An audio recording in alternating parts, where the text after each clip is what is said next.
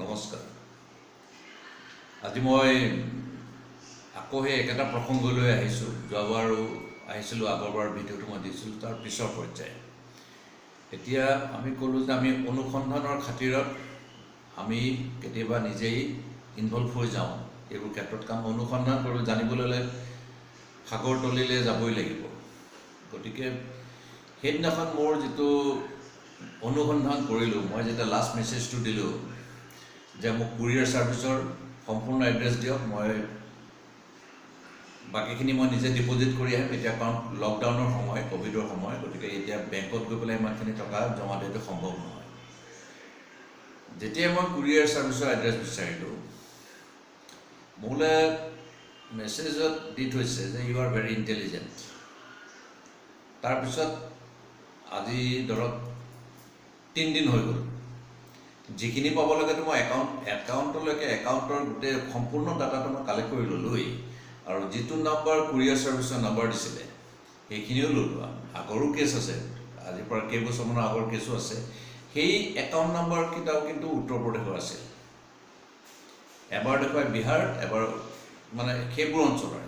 আৰু বৰ্তমান এইখিনি কথা দিল্লীত যিটো হাৰত মানে এনেকুৱা ধৰণৰ ফ্ৰড কেছ বাঢ়ি আছে, এইটো এটা বহুত কথা বাতৰিত নাহে বা কিমান দিব এনেকুৱা ধৰণৰ কথা, কিন্তু সেইখিনি ফেচবুকত বা প্ৰকাশ হয় বা পৰ্টেল টিভি বা কোনোবা এইখিনি কথা কৈ থাকে। এতিয়া কথা হ'ল কি, আমি এইবিলাকৰ পৰা নিজক বচাই ৰাখিবলৈ আমাৰ এটাই উপায় আছে যে ফ্ৰেণ্ডশ্বিপ কৰোঁতে আমি খুব সাৱধান হ'ব লাগিব অচিনাকি বিশেষকৈ। আৰু এটা কথা চাব, আজিকালি বেছিভাগ ফ্ৰেণ্ডশ্বিপতে প্ৰফাইলটো লক থাকে, আৰু প্ৰফাইল যদি লক থাকে আপোনালোকে আগ নবঢ়াই ভাল। কাৰণ যিবিলাক প্ৰফাইল লক থাকে আপুনি তাত বেছিভাগতে পাব খুব বেছি মিউচুৱেল ফাণ্ড এজন বা মিউচুৱেল ফাণ্ড 2জন, আৰু আপুনি যদি আৰু ফ্ৰেণ্ড লিষ্ট চাবলৈ যায় তাত আপুনি একো নাপায়। আৰু আপুনি যদি কিবা কাৰণে তাত খোলা দেখে যে ফটো কিমান কি আপলোড কৰিছে, দেখিব যে আমি এতিয়া ধৰক সঘনাই কৰি থাকোঁ, আমি বিভিন্ন বস্তু দি থাকোঁ। যাৰ ফেচবুক একাউণ্টত আপুনি চাব যে মাত্ৰ পোষ্ট আছে 2017 চনত এটা, 2018 নাই, 2019ত এটা, জানিব যে এইটো এটা ফেক একাউণ্ট। কাম নোহোৱা কিছুমান মানুহ থাকে নহয়, এইবিলাক কৰিয়েই মানে সময়বিলাক পাৰ কৰি আছে, জীৱনৰ মূল্যৱান সময়বিলাক এনেকৈ পাৰ কৰি আছে। আৰু এটা বস্তু বেয়া হৈছে কি, দিল্লীত কেনেকৈ এইবিলাক হ'বলৈ পাইছে, যেতিয়া দিল্লীৰ কিছুমান অঞ্চল আছে যেনেকৈ উত্তম নগৰ, দ্বাৰকা, এইবিলাক জেগাত কি হয়, নাইজেৰিয়ানবিলাকৰ বসতি, নাইজেৰিয়ান বহুত আছে। 2009 চনলৈ কিমানলৈকে প্ৰায় 10,000 আছিলে, এতিয়াতো বহুত হৈ গ'ল, এইটো হিমাংকাহীন। আৰু চেহেৰাবিলাকতো দেখিছেই কেনেকুৱা ধৰণৰ, দেখিলে অলপ ভয়ংকৰ। গতিকে তেওঁলোকৰ মাজত সকলোৱে যে বেয়া সেইটো ক'ব নাযাওঁ, ভালো আছে তাৰ মাজত, কিন্তু ভালৰ সংখ্যা অতি কম। মেক্সিমাম কেছ পাব আপোনালোকে দিল্লীত ঘটি থকা বিভিন্ন অপৰাধমূলক সংঘটিত ঘটনা, ড্ৰাগছ যাব, আপুনি নাইজেৰিয়ান বেছি আছে। আৰু তেওঁলোকৰ এতিয়া এনেকুৱা হৈ গ'ল, এটা কলনি বনাই ল'লে, কিছুমানৰ যদি ভোটৰ ID পৰ্যন্ত উলিয়াই ল'লে। গতিকে আৰু তাত সেইখিনি মানুহ, যিখিনি মানুহৰ সহায় তেওঁলোকে ল'লে, সেইখিনি অতি সাধাৰণ মানুহ আছিলে, তেওঁলোক নিচাসক্ত আছিলে অলৰেডি। গতিকে সেইসকলক এই নাইজেৰিয়ানসকলে কিছুমান দামী দামী উপহাৰ বা খুব দামী দামী মদ বা যিকোনো হওক বস্তু দি পেলাই মনবিলাক কেনেকুৱা ধৰণে ভুলাই পেলালে, মানে আকৰ্ষণটো এনেকৈ বঢ়াই দিলে। কিছুমানে তেওঁলোকক ঘৰতে ৰাখি লৈছে, বা পেয়িং গেষ্ট হওক, যেনেকৈ হওক, বা ভাড়া দি হ'লেও ৰাখিছে। গতিকে সেইসকলৰ সহায় লৈ পেলাই এই অপৰাধমূলক কাৰ্যবিলাক সংঘটিত হৈ আছে।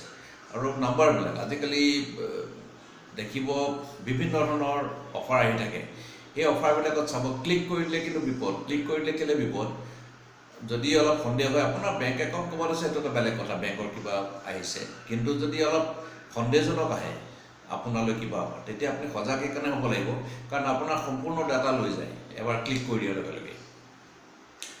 আৰু আজিকালি এই যে বিদেশৰ নাম্বাৰ, এইটো একচুৱেলি বিদেশৰ নাম্বাৰ নহয়। আজিকালি ছিষ্টেমটো এনেকুৱা হৈ গ'ল, মানে ইণ্টাৰনেট বা বৰ্তমান যুগত প্ৰযুক্তিৰ এনেকুৱা প্ৰসাৰ ঘটিছে। এতিয়া মই ইয়াত পঢ়ি আছোঁ, মোৰ নম্বৰটো মই বিদেশৰ ক'ড লগাই দিব পাৰোঁ, 1 টকাও নালাগে তাত। বহুতে এইবিলাক প্ৰেংক কৰি পেলাই দিল্লী বা বাহিৰৰ জেগাত এইবিলাক নিজৰ বন্ধুৰ মাজত এইবিলাক মানে ধেমালি কৰি থাকে। ধেমালি নহয়, একচুৱেলি তেওঁলোকে টেষ্টিং কৰি থাকে কিছুমান কাম। আৰু সেই কথাটো হৈছে সেইটো কিছুমানে তাৰ অপব্যৱহাৰ কৰিছে। আৰু আমাৰ ইয়াৰ পৰা যোৱা ল'ৰা ছোৱালীবিলাক তাত মানে কি হয়, বাহিৰৰ প্ৰতি আকৰ্ষণ থাকে বা ইয়াত কিবা এটা পোৱা নাই, তাত চেলছ গাৰ্ল হৈ হ'লেও আছে, অলপ চফিষ্টিকেটেড আল্ট্ৰা মডাৰ্ণ পাশ্চাত্য সাজ পোছাক পিন্ধি পেলাই নিজকে এনেকুৱা এটা মানে নিজত্ব পাহৰি গৈছে। নিজত্ব পাহৰি যিসকল গুচি গৈছে, নৈশ ক্লাবলৈ যায়, বাৰলৈ যায়। আৰু সেইসকল যদি কিবা কাৰণত এনেকুৱা ধৰণৰ ব্যক্তিৰ কবলত পৰি যায়, এবাৰ যদি সোমাই গ'ল আৰু ওলাব নোৱাৰে সহজে, এনেকুৱা ধৰণে কেপচাৰ কৰি লয়। আৰু সেইসকলক পাছত সেই অসামাজিক কাৰ্যকলাপ সংগঠিত কৰা লোকসকলে ব্যৱহাৰ কৰে তেওঁলোকৰ বেংকৰ একাউণ্টবিলাক। আৰু ATM-বিলাক তেওঁলোকে লৈ ATM-বিলাক তেওঁলোকে ব্যৱহাৰ কৰে। কোনোবা এজনী ছোৱালী বা এজন যুৱকৰ একাউণ্ট আছে মণিপুৰ, ইম্ফল বা নাগালেণ্ড বা ক'ৰবাত, হয় কি তেওঁৰ একাউণ্টৰ নাম্বাৰটো দিব আপোনাক তাত টকা জমা কৰিবলৈ, আপুনি তাত টকা জমা কৰি দিলে আৰু কোনোবা এটা ATM-ত তাৰপৰা উলিয়াই লৈ গ'ল। আৰু তেওঁলোকে তাত বেলেঞ্চটো ৰাখে অতি মিনিমাম, যিটো মানে বেংকৰ ফালৰ পৰা বান্ধি দিয়া হৈছে, ইমান টকা মিনিমাম থাকিবই লাগিব একাউণ্টত। সেইদিনাখন মই কৈছিলোঁ 9 মাহ হোৱাই নাই, প্ৰায় 10 লাখ টকাৰ ওচৰা-ওচৰি ট্ৰেঞ্জেকশ্যন হৈছে এটা একাউণ্টত।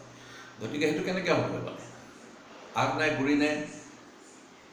আৰু এটা কথা কওঁ, এই বিটকইন এইটো দি মানে যিটোৱে ট্ৰান্সফাৰ কৰে, ট্ৰেঞ্জেকশ্যন কৰে, এইটো দি মানে ট্ৰেছ কৰাৰ আৰু প্ৰব্লেম। এইটো এতিয়া গভৰ্ণমেণ্ট অফ ইণ্ডিয়াই এপ্ৰুভেল দিয়া নাই যদিও এইটোৱে পাছত কিন্তু এটা বহুত সমস্যাৰ সৃষ্টি কৰিব।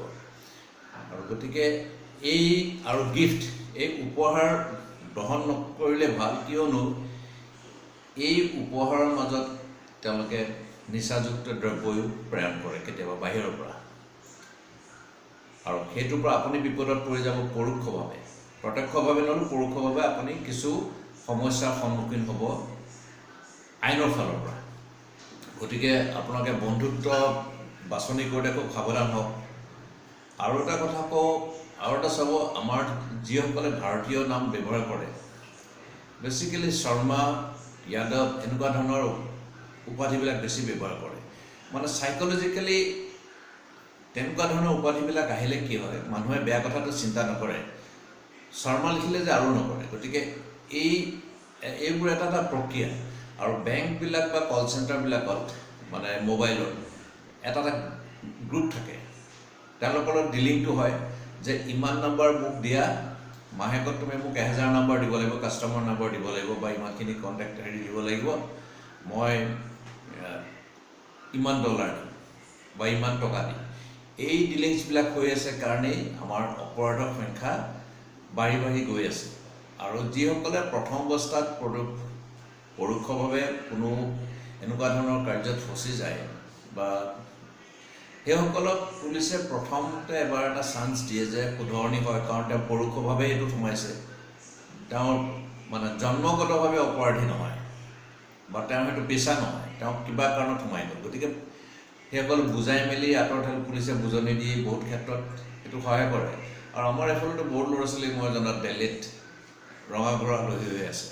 ইয়াতোতো আমি গম নাপাওঁ আমি ইমান, কাৰণ আমাৰ ইয়াতে সমস্যা কিমান, গতিকে আমি সেইখিনিলৈ ব্যস্ত থাকোঁ। গতিকে এইখিনিয়ে মই ক'লোঁ। আৰু এটা কথা, ইউটিউবৰ মই চাইছোঁ কিছুমান অসমীয়া যুৱক কিছুমানে বনাই আছে কিছুমান চেনেলত, সহজ উপায়েৰে তলা কেনেকৈ খুলিব পাৰি, এনেকুৱা ধৰণৰ ইউটিউববিলাক। আপোনালোকে এই ধৰণৰ ইউটিউবৰ চেনেল, এই ধৰণৰ হেৰিবিলাক কিয় বনায়? তলা কেনেকৈ সহজে খুলিব পাৰি, সেইবিলাক কি আপোনালোকে চোৰক ইনডাইৰেক্টলি প্ৰশিক্ষণ দিছে নেকি? কোনোবাই এটা পৰিয়ালে তলা এটা লগাই পেলাই নিৰাপদ বুলি ভাবি গুচি গৈছে ওলাই, আৰু তাত আপোনালোকে চেনেলত ইউটিউব চেনেল বনাইছে সহজ উপায় কেনেকৈ তলা খুলিব পাৰি। আপোনালোকে তাত দিছে হয়তো মোৰ চাবিটো হেৰালে কেনেকৈ তলাটো খুলিব পাৰি, সেইবোৰ আপোনালোকে এটা কিটি শিকোৱা হোৱা নাই জানো? এইবিলাক আচলতে বন্ধ কৰিব লাগে চেনেল, ইউটিউবক কৈ পেলাই এইবিলাক চেনেল বেন কৰি দিব লাগে। এনেকুৱা ধৰণৰ যিবিলাকে ট্ৰেইনিং দি আছে, ইনডাইৰেক্ট প্ৰশিক্ষণ দি আছে চোৰক। এইখিনিকে মই এজন সমাজকৰ্মী বা যিয়ে কওক সচেতন ব্যক্তি হিচাপে মই এইখিনি কথা ক'লোঁ। আৰু বহুত তথ্য আছে, মাজে মাজে মই দি থাকিম, কাৰণ আমি এইবোৰৰ বিপক্ষে যুঁজ দি আছোঁ আৰু যুঁজ দি যাম। আৰু বৰ্তমান যদি আমি চবেই আনে কৰিব, চৰকাৰে কৰিব, তোৰ কি দৰকাৰ, আপোনাৰ কি দৰকাৰ, সেইটো যদি মনোবৃত্তিৰে, এইটো মনোভাৱ লৈ যদি আমি আগবাঢ়ি যাওঁ, আমাৰ সমাজ কেতিয়াও সংস্কাৰ নহয়।